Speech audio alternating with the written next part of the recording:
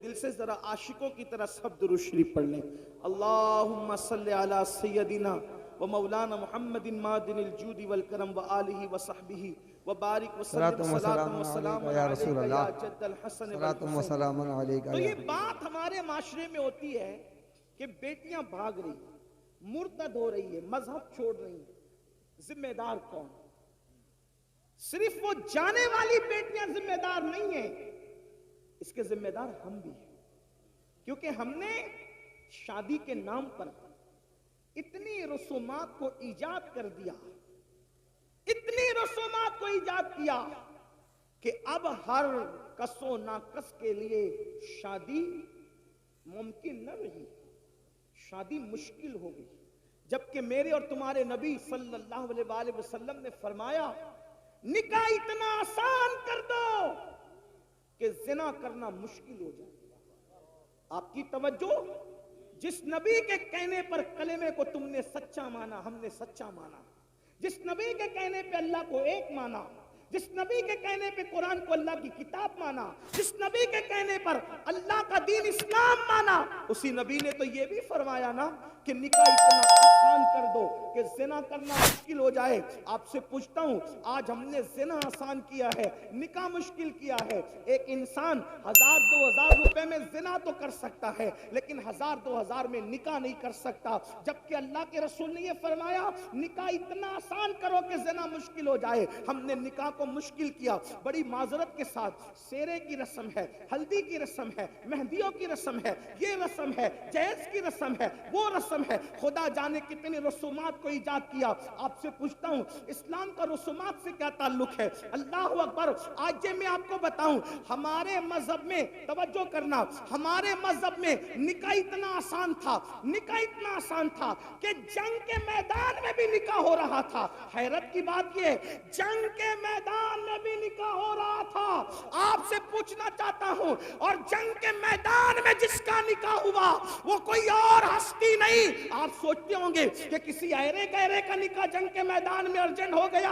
آپ یہ بھی سوچتے ہوں گے کیونکہ سوچ پر کسی کی پابندی نہیں. لیکن میں آپ کو بتانا چاہتا ہوں علماء کی موجودگی میں اللہ کی کائنات میں جو سب سے بڑی ہستی ہے ان کے برابر کوئی نہیں ہو سکتا. موسیٰ و عیسیٰ، داؤد و ابراہیم اور اسماعیل علیہ السلام، یہ سب کے سب جس کے پیچھے مقتدی بن کر کے کھڑے ہیں وہ محمد الرسول اللہ کا نکاح خیبر کے جنگ کے میدان میں ہوتا ہوا نظر آ رہا ہے. آپ سے پوچھنا چاہتا ہوں کیا حضرت صفیہ کے ساتھ میدان جنگ کے اندر رسول اللہ کا نکاح نہ ہوا؟ اور پھر اتنی سادگی سے ہوا کہ صحابہ میں اختلاف ہو گیا کہ حضور نے صفیہ سے نکاح کیا یا نہیں کیا.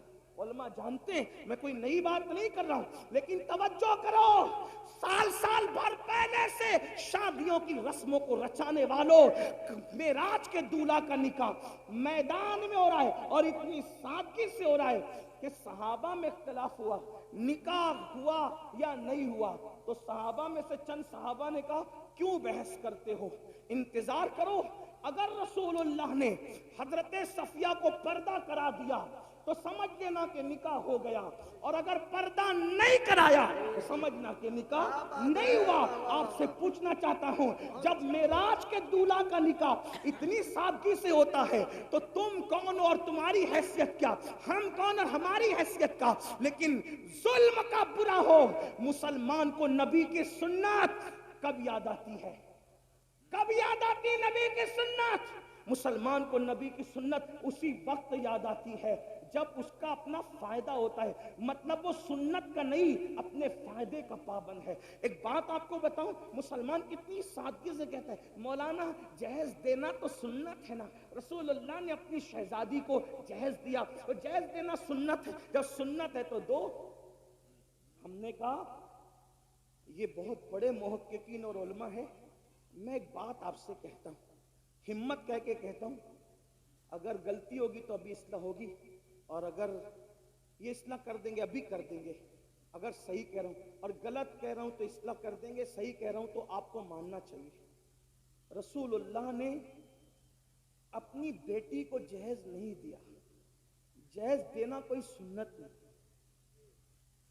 یہ ایک طالب علم کا قرآن اور حدیث کے طالب علم کا دعویٰ ہے مناظرے مباحثے اور اس کا شوق نہیں ہے، نہ میں مناظر ہوں نہ میں بحث والا آدمی ہوں، لیکن میں آپ کی عدالت میں ایک بات رکھ رہا ہوں علماء کی توجہ کے ساتھ، توجہ آپ کی اسی بات توجہ سے سن لیں، جہیز دینا سنت نہیں ہے، جب دینا سنت نہیں تو لینا بھی سنت نہیں۔ پھر آپ کہیں گے کہ وہ مثنوی میں، پھر مفتی احمد یار خان نعیمی نے، اور پھر فلاں بزرگوں نے جو جہیز کی فہرست بنائی ہے اس کے بارے میں تو کیا کہتا ہے؟ میں کہتا ہوں وہ فہرست صحیح ہے، فہرست سے مجھے کوئی اختلاف نہیں، لیکن تھوڑا سمجھ میں ہمارے فیر ہو رہا ہے۔ کیا فیر ہو رہا ہے؟ ایک بات بتاؤں آپ کو دھیان سے، نہ جہیز دینا سنت نہ لینا سنت۔ یہ ایک سبق سنانے کی نیت سے عرض کر رہا ہوں۔ علامہ اللہ بخش صاحب اگر موجود ہیں پیچھے ہے کیا؟ پشت پناہی کر رہے کیا؟ بہت دور چلے گئے۔ نہ دینا سنت نہ لینا سنت تو کافر۔ وہ فہرست میں نے کہا صحیح، مصنوی میں فہرست وہ بھی صحیح، مفتی احمد یار خان نعیمی نے بنائی وہ بھی صحیح، تو کہا پھر میں نے کہا وہ بس سمجھ کا پھیر ہوا۔ اللہ کے رسول نے وہ جو جہیز دیا ہے، جہیز وہ سیدہ فاطمہ کو نہیں دیا بلکہ وہ اپنے بھائی علی مرتضیٰ کو دیا۔ نمبر ایک سیدہ کو نہیں دیا، بیٹی کو نہیں دیا، بھائی کو دیا۔ اگر آپ بھی بھائی کے لیے لاکھوں خرچہ کرتے ہیں تو امین القادری تمہارا تلوہ چومنے کے لیے تیار ہے۔ حضور نے بیٹی کو نہیں دیا، اپنے بھائی کو دیا۔ داماد بھی نہیں کہہ رہا ہوں ورنہ کسی کو چور دروازے سے گھسنے کا راستہ ملے گا۔ بھائی کو دیا۔ اب بھائی کو کیوں دیا؟ اس لیے کہ حضرت ابو طالب کثیر العیال تھے اور ان کی غربت کا احساس تھا رسول اللہ کو، تو فرمایا اپنے چچا عباس سے کہ تمہارے بھائی کثیر العیال ہیں تو ان کے کچھ بچے ہم اپنی ذمے پہ لے لیتے ہیں اور ان کی پرورش ہم کرتے ہیں۔ تو حضرت جعفر کو حضرت عباس نے لے لیا اور علی مرتضیٰ کو بچپن سے رسول اللہ نے اپنی پرورش میں لے لیا۔ تو گھر میں رسول اللہ نے رکھا، بچپن سے نبی نے پالا، نبی نے پلا، نبی نے بڑھایا، نبی نے پرورش کی۔ اب بتاؤ جس کے گھر میں علی پلے ہیں تو اب علی مرتضیٰ کا خود کا گھر نہیں تھا، اب شادیوں کے علی نئے گھر میں جا رہے ہیں، تو جس نے پالا تھا، جس نے پوسا تھا، جس نے بڑا کیا تھا، جس نے تربیت کی تھی، اگر بفرض محال علی مرتضیٰ کا نکاح سیدہ فاطمہ کے ساتھ نہ بھی ہوتا اور علی کا نکاح کسی اور کے ساتھ ہوتا تو بھی علی مرتضیٰ کا گھر سجانے کی ذمہ داری تو اسی کی تھی نا جس نے بچپن سے پرورش کی تھی، جس نے بچپن سے پرورش کی تھی، انہی کی ذمہ داری تھی۔ تو لوگوں کو مغالطہ یہ ہو رہا ہے کہ جہیز بیٹی کو دی، بیٹی کو جہیز نہیں دیا، بھائی کے لیے انتظام کیا۔ یہ تو ایک بات میں نے کہہ دی، دلیل کیا؟ اب دلیل سن لیں۔ ایک کھجور، توجہ، ایک کھجور کسی ماں یا باپ کے پاس آئے اور وہ دو بچوں میں برابر برابر تقسیم نہ کرے تو اللہ کے رسول فرماتے کھجور کی غلط تقسیم کرنے پر بھی اللہ کو جواب دینا پڑے گا۔ بچوں کے ساتھ برابری کا یہ حق ہے، اس کو ایک مرتبہ بوسہ لیا تو دوسرے بچے کا حق ہے کہ اس کو بھی ایک بار لے لے۔ جو مذہب بوسہ لینے میں برابری دیتا ہو بچوں کے لیے، تو اب سنیں، میرے نبی کی ایک بیٹی تو نہ تھی نا؟ ہمارے عقیدے میں، اہل سنت کے عقیدے میں نبی کی کتنی شہزادیاں ہیں؟ 4۔ کتنی ہیں؟ جو مل کے بولے کتنی ہیں؟ اور 4 مانو، کیونکہ دوسرے ہیں جن کو 4 ہضم نہیں ہوتی، کچھ ایسے ہیں جن کو 4 سے ہی نفرت ہے۔ جی سبحان اللہ۔ نہ 4 خلفاء مانتے ہیں، نہ 4 شہزادیاں مانتے ہیں، انہیں تکلیف ہے اور وہ پورا زور لگا رہے ایک ہیں ایک ہیں ایک ہیں۔ ہم نے کہا 4 ہیں، ہمارے پاس قرآن سے دلیل، ہمارے پاس دلیل کہاں سے؟ علماء موجود ہے۔ یہ ابن کثیر نے کہا اور یہ اس نے کہا اور اس نے کہا، میں نے کہا جب قرآن کہہ دے تو پھر کوئی کثیر نہیں، کوئی کامل نہیں، کچھ نہیں۔ جس کی بات قرآن سے ٹکرائے گی اگرچہ وہ ہمارا سب سے بڑا امام کہلائے پھر بھی ہم اس کی بات نہیں مانیں گے، کیونکہ قرآن، صاحب قرآن ہمارے لیے پہلے نمبر پر ہے۔ صحیح بات ہے، یہی تو ہے نا۔ ہمارے امام نے جب اعلان کیا کہ میرا کوئی قول حدیث صحیح سے ٹکرا جائے اسے چھوڑ دیا جائے. یہی ہے ہمارا اصول. اب قرآن کیا کہتا ہے؟ یا ایھا النبی، توجہ قرآن کہہ رہا ہے. جو نبی کی 4 بیٹیاں نہیں مانتے نا ان کی طرف توجہ دلانا چاہتا ہوں. یا ایھا النبی، اے نبی، قل لازواجک وبناتک ونساء المؤمنین، اے محبوب آپ فرما دیں، اے نبی آپ کہہ دیں کس سے؟ لازواجک، اپنی بیویوں سے، وبناتک، اپنی بیٹیوں سے.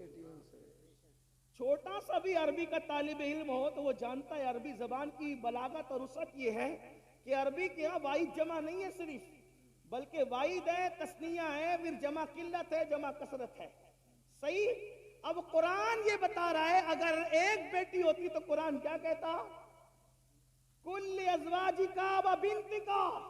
لیکن قرآن بنتکا نہیں کہہ رہا ہے، کیا کہہ رہا ہے؟ بناتکا. واحد بھی نہیں ہے، تثنیہ بھی نہیں ہے، بلکہ جمع ہے. اب اگر اس کو جمع قلت بھی مان لیا جائے تو کم سے کم 3 ماننا پڑے گا. آپ کم سے کم تو آپ کو 3 ماننا پڑے گا. 3 سے کم پر تمہاری جان نہیں چھوٹ سکتی. اس سے پتا چلا جب قرآن نے کہہ دیا وا بناتکا، آپ اپنی بیٹیوں کو حکم دے تو ماننا پڑے گا نبی کی ایک نہیں تھی بلکہ نبی کی 3 سے زائد بیٹیاں. اب جب یہ مان گئے، اس پہ کوئی تفصیل بات نہیں کرتا، علماء جانتے ہیں، آپ کو مزید وہ سمجھا دیں گے. تو جب نبی کی 4 بیٹیاں ہیں اور آپ کہتے ہیں سیدہ فاطمہ کو جہیز دیا، کس کو جہیز دیا؟ تو آپ کو یہ بھی ماننا پڑے گا سیدہ زینب بنت محمد کو بھی جہیز دیا. آپ کو یہی ماننا پڑے گا سیدہ رقیہ بنت محمد کو بھی جہیز دیا. آپ کو یہ بھی ماننا پڑے گا سیدہ ام کلثوم بنت محمد کو بھی جہیز دیا. تو اب اگر آپ سیدہ فاطمہ کا جہیز ثابت کرتے ہو تو آپ کی یہ ذمہ داری ہے کہ حضرت زینب، حضرت رقیہ، ام کلثوم کا بھی جہیز آپ ثابت کر کے بتائیں کہ حضور نے کیسے جہیز دیا. اور یہ بات یاد رکھنا، جب ان کو نہیں دیا تو پھر نبی کے انصاف سے یہ بعید ہے کہ جو نبی بوسہ لینے میں برابری کی بات کرے، جو نبی کھجور کی تقسیم میں برابری کی بات کرے. یہ کیسے ہو گیا کہ ایک بیٹی کو جہیز دیا اور 3 بیٹیوں کو جہیز سے محروم رکھا؟ معاذ اللہ ثم معاذ اللہ. اب اس سے بڑھ کر ایک دلیل یہ تو تم اور میں ہے جو سنتوں کو معاذ اللہ عمل نہیں کرتے، سنتوں پر توجہ نہیں کرتے. لیکن آپ سے پوچھنا چاہتا ہوں، چلے جس علی کو جہیز ملا تھا ان کو تو پتا ہے نا کہ رسول اللہ نے بیٹی کو جہیز دیا، تو پھر علی مرتضیٰ نے بھی اپنی بیٹیوں کا نکاح کیا. حضرت علی مرتضیٰ کی بھی بیٹی ہے، حضرت زینب بنت علی، حضرت رقیہ بنت علی، حضرت ام کلثوم بنت علی. مولا علی کی ایک بیٹی نہیں ہے، مولا کائنات کی تو کم سے کم 7 اور 9 بیٹیاں بتائی جاتی ہے. تو جس علی نے نکاح کے وقت اپنے سسر سے جہیز لیا اپنی بیوی کی شکل میں، اپنی بیوی کے جہیز کی شکل میں، تو آپ سے پوچھتا ہوں اس علی مرتضیٰ نے جب جہیز لیا تو اپنی کس بیٹی کی شادی پر انہوں نے جہیز کیا؟ یہ بھی آپ کو ثابت کرنا پڑے گا. اور دوسری بات، وہ صدیق اکبر افضل البشر بعد الانبیاء بالتحقیق ابو بکر صدیق، وہ عبداللہ ابن عمر جو مسکرانے کی بھی سنت ترک نہیں کرتے تھے. ایک مرتبہ مسکرانے، ایک صحابی، کسی نے پوچھا کیوں ہنس رہے ہو؟ کہا مجھے بھی نہیں پتا کیوں ہنس رہا ہوں، یہاں کھڑے رہ کر میرے یار نے مسکرایا ہے بس میں بھی مسکرا رہا ہوں. حضرت عبداللہ ابن عمر اپنی امامے کے شملے کو درخت سے الجھا رہے. کسی نے کہا یہ کیا بچپنے کی حرکت ہے؟ وہ فرمایا بچپنے کی حرکت لوگوں کو لگا کرے،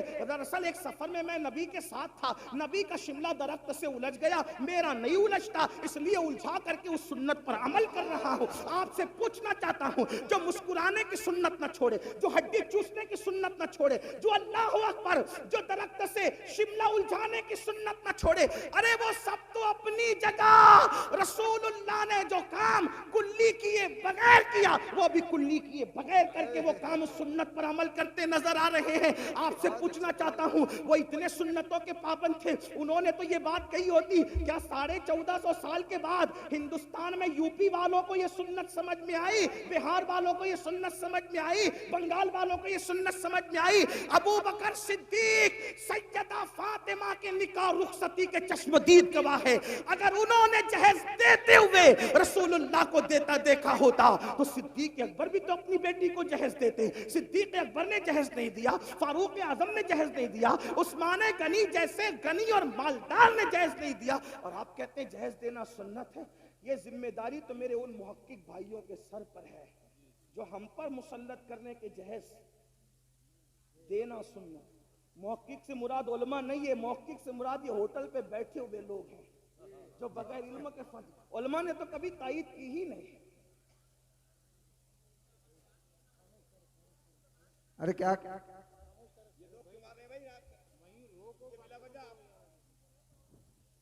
علماء نے تو کبھی تائید کی ہی نہیں. دراصل یہ سارے خرافات کی تائید نفس کے غلام لوگ کر رہے ہیں. میری گزارش ہے آپ سے, اگر قوم کی بچیوں کی آبرو اور عزت سے تھوڑی بھی دلچسپی ہو,